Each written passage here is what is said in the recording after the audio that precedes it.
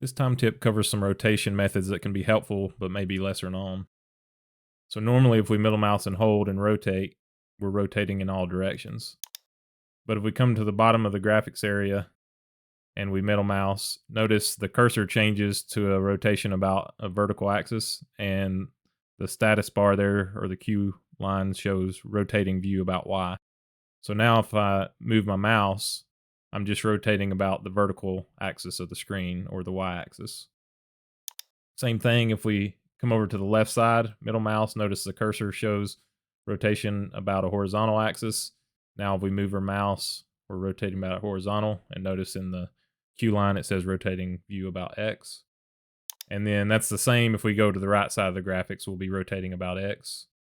And then finally, if we go to the top, we're rotating about the Z. So notice the cursor is rotating about an axis that's coming out of the screen, or the Z axis. And if we move, we're locked into rotating about that.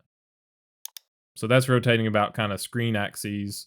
We can also rotate about the absolute axes, so lock-in rotation. So if we select that Z axis, we could type in a number to rotate, but if we just middle mouse and move our mouse, notice we're rotating about the absolute Z axis.